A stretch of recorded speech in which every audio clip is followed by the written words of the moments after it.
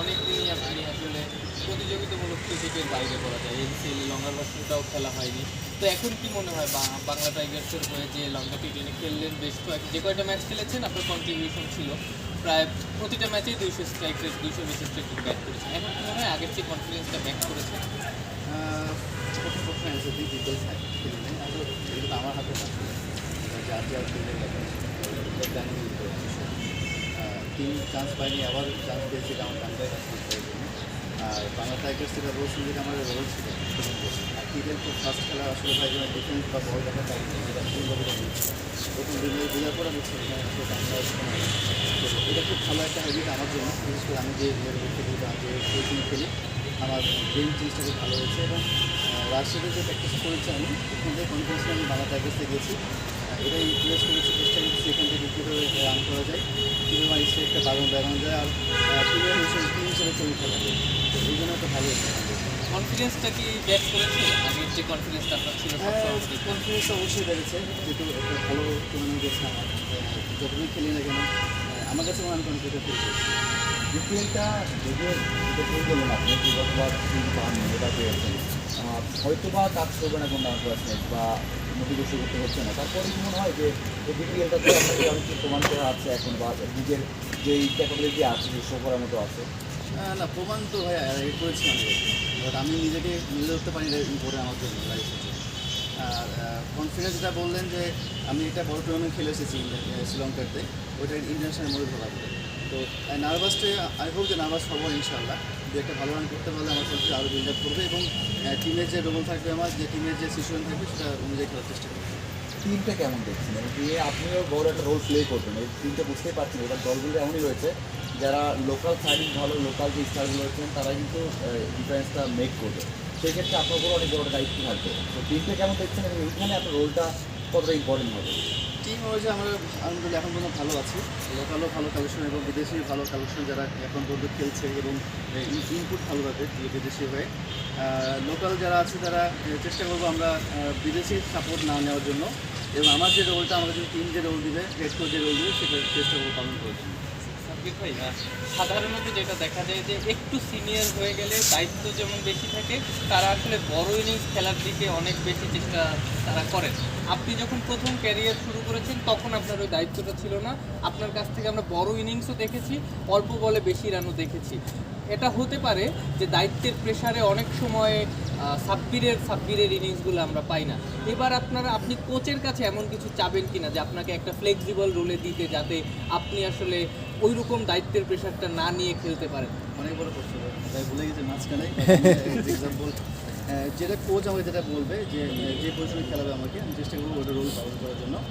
আর team ওয়াইজে খেলার জন্য যে আর কি বলুন ভাই ভুলে গেছি। আপনি নিজে চাইবেন কিনা ফ্লেক্সিবল কোনো রোলে খেলার জন্য? ফ্লেক্সিবল রোল বলতে টি20 আসলে নয়, সব কিছু 120টা বলে খেলা, রাফ অ্যান্ড টাফে খেলা।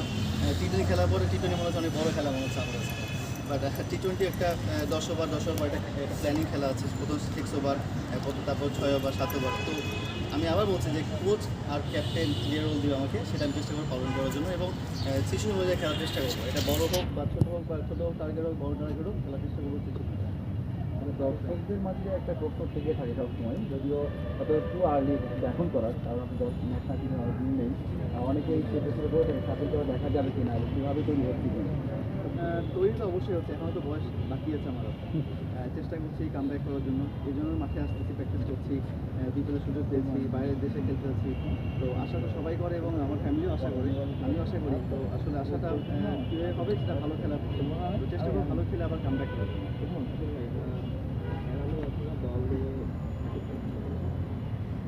সাকিব ভাইয়ের সাথে আমার একবারই দেখা হয়েছে, একটা শ্যুট ছিল আমার ঢাকার হয়ে, মাঝখানে অনেক কথা হয়েছে। আমিও টিম নিয়ে খুব আশাবাদী এবং আমিও খুব আশাবাদী। আমাকে তো আশাবাদী বলে তো ঢাকা ক্যাপিটালস নিয়েছে, তো চেষ্টা করবো আশাটা রাখার জন্য। ক্যামেরার সামনে ঢাকা ক্যাপিটাল আপনারা কিনার পর ফেসবুকে পোস্ট দিয়েছিল এবং সবচেয়ে বেশি ভাইরাল আপনার পোস্টটা, মানুষ এখন আপনাকে অনেক বেশি ভালোবাসে। আসলে মাঠে আমরা 2015-16 আমরা যে ফার্মাস লিগে 100 দেখেছিলাম, বিপিএল এবার সেটা আমরা দেখতে পাবো। ভালো মাঠে বাইরেও ভালোবাসে, গ্যালারিতে ভালোবাসে এবং ফ্যামিলি মেম্বারও যেভাবে আমি প্র্যাকটিস করেছি, যে 15-16 প্র্যাকটিস করেছি, ম্যাচ খেলেছি, ওই কনফিডেন্স আস্তে আস্তে ম্যাচ না খেলে আসলে কনফিডেন্স পাওয়া যায় না আসলে খুবই অনেক। আসলে ন্যাশনালেও খেলি না আমি, টি-20 খেলি না, আমি শ্রীলঙ্কা খেলেছি। এই কনফিডেন্সটা আমার খুব ইম্পর্টেন্ট ছিল আমার জন্য। একটা বড় ইভেন্ট খেলেছি, তো আমার কনফিডেন্স এখন মধ্যে ভালো আছে। তো চেষ্টা করবো এটাকে কনফিডেন্সের শেষ পর্যন্ত নিয়ে যাবো। টি10 লেগে ম্যাচ খেলাটা বিপিএলে কতটা কাজে দিবে আপনাকে? অনেক বড় কাজ করেছে। যে রোলটা আমি খেলেছি 5-6 খেলবো হয়তো, বা ওখানে আমি 5-6 10 ওভার পরে 5-6 খেলে আর কি। তো অনেক বড় রোল হবে আমার জন্য এবং কনফিডেন্সটা ভালো হবে বিষয়। সাবিল ভাই অনেকদিন তো দলের বাইরে ছিলেন, আপনি আবার আসছেন, এশীয় টুর্নামেন্টে কারো কাছে সাপোর্ট পেয়েছি, প্র্যাকটিস করেছি। কোন দলে বাইরে ছিলাম, কোন দলে আসলাম? মানে এই যে এখন যে আমার দ্বিতীয় আসছেন, আচ্ছা, আচ্ছা, গতবার দ্বিতীয় তো আপনি ছিলেন, জি।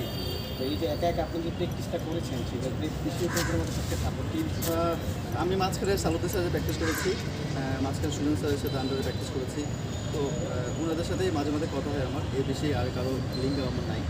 এখন সবার সাথে লিঙ্ক থাকে, সবার সাথে গ্রুপ থাকে। আমার এই দুজনের সাথে আমার কথা হয় স্যারের সাথে।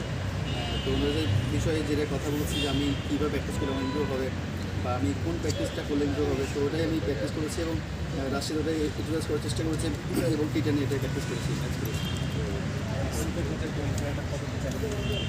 সবসময় চ্যালেঞ্জিং ভাই, ন্যাশনাল টিম তো এই মুহূর্তে আর ওই মুহূর্তে বলে কথা না, ভালো খেলে আমি ঢুকে যাবো এটাই। আর সাব্বির, বাংলাদেশে ভালো করলে একটা লাইমলাইটে সবাই চলে আসে, আবার যখন খারাপ করে তখন লাইমলাইটের বাইরে চলে যায়। ওই সময়টা আসলে কতটা কঠিন থাকে, আবার ব্যাক করাটা আসলে কতটা কঠিন? আপনি তো এরকম একটা সময়ের মধ্য দিয়ে গেছেন গত 2-1 বছরে। ডিপেন্ড করে ভাই আপনি কোথায় প্র্যাকটিস করতে চাচ্ছেন। যদি আপনি মিরপুরে প্র্যাকটিস করেন আসলে এটা অসম্ভব বিষয়, কারণ এখানে অনেকজন থাকে, যে ন্যাশনাল প্লেয়ার 30 জন থাকবে প্র্যাকটিস করবে।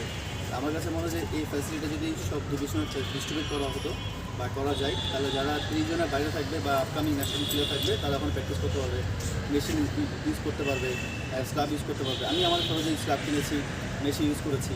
তো সবাই তো সমস্যা নাও থাকতে পারে যারা আপকামিং যারা আছে। তো আমার কাছে মনে হয় যে এই প্ল্যানটাও সব ডিভিশনে করা উচিত। অ্যাজ এ ন্যাশনাল প্লেয়ার আমি বলতেছি লাইক ইউজ করার জন্য, যেন এখানে কামব্যাক করে যেন আসে। যেন আমি মিরপুর আসতে পারি না যে এখানে অনেক বুকিং থাকে, উইকেট বুকিং থাকে, 1 ঘন্টা আধা ঘন্টা জন্য প্র্যাকটিস করে মজা পাওয়া যায় না। আমি সারাদিন প্র্যাকটিস করতে চাই, তো সারাদিন প্র্যাকটিস আমার হবে না এখানে। তো এই জন্য এই প্র্যাকটিসে যেন আমি আমার সিটিতে করতে পারি, আমি সেট আপ করি ওখানে, আমি সারাদিন ওখানে প্র্যাকটিস করি। তো আমার কাছে অ্যাজ এক্সাম্পল আমি আমার সেট আপ করে ফেলি, এখন বাকিটা আমি চাই না বিষয়। তো এই সেট আপটা যেন সব ডিভিশনে হয় আর কি। রাজধানী দলে খেলবেন, ঢাকার ম্যানেজমেন্ট কেমন করছে? ম্যানেজমেন্ট তো ভালো ভাই, আসলে এর আগেও খেলতে থাকা টিমে। এবার একটা বিষয়টা আলাদা, এবার যেহেতু সাকিব খান দিয়েও আমাদের ওরা আন্ডারে ওরা আন্ডারে টিম আমাদের, তো একটা দায়িত্ব থাকবেই। তারপর আপনার তার সাপোর্ট আছে ঢাকার টিমে, ইনশাআল্লাহ দোয়া করে। সিজন খেলেছেন, সাকিব আল হাসানের সাথে তিনি কেমন দেখছিলাম সবার সাথে বলছিলাম, আমরা গল্পই তো বলছিলাম, তবে তেমন কোনো গল্প নয়। এই ভাইয়া কেমন আছেন, কী খবর, নেক্সট কোথায় ভাবছেন খেলতে, কেমন আছেন, একটু আর তেমন কিছু বলার মতো আমার ইয়েও ছিল না। মানে হয়তো মানুষ হয় না, অনেক সময় মানুষ ছোটো ভাই আসছি বা বড়ো ভাই, এটা কী বলবো না বলবো, বাট আমরা সবসময় আমি মুখের চেষ্টা করছি যে ওনাকে একটু সব কিছু খবর টবর দেশের কী অবস্থা হচ্ছে বা কেমন আছে খেলাধুলা, এই জন্য বেশি কথা হচ্ছে। একটা সাপ্লিমেন্টারি প্রশ্ন, সেটা হচ্ছে একটা হার্ড টাইমের মধ্য দিয়ে উনি যাচ্ছেন সাকিব আল হাসান, আপনি সবাই জানি, আমরা বলার ব্যাখ্যা করার আসলে দরকার নেই। ওনাকে কেমন দেখেছেন আসলে, ওনার মনোভাবটা কেমন দেখেছেন? দেখে তো মনে হয় খুব চিল আছে ভাই, আসলে অলওয়েজ চিল আছে। আসলে ব্যক্তিগত বিষয়টা আমি ভিতরে ঢুকতে পারিনি, বাট আমার কাছে মনে হচ্ছে উনি খুব চিল আছে এবং উনি খুব এনজয় করছে ওনার লাইফের বাইরে, হোপফুলি এনজয় করছে। পরীক্ষা কবে দিবেন বলে কথা হয়েছে? পরীক্ষা তো হয়ে গেছে, খুব হয়ে গেছে। হয়ে গেছে। বিকেল কেমন? লাঞ্চকে আপনার করাবেন তো খিদা লাগছে। চলেন যাই।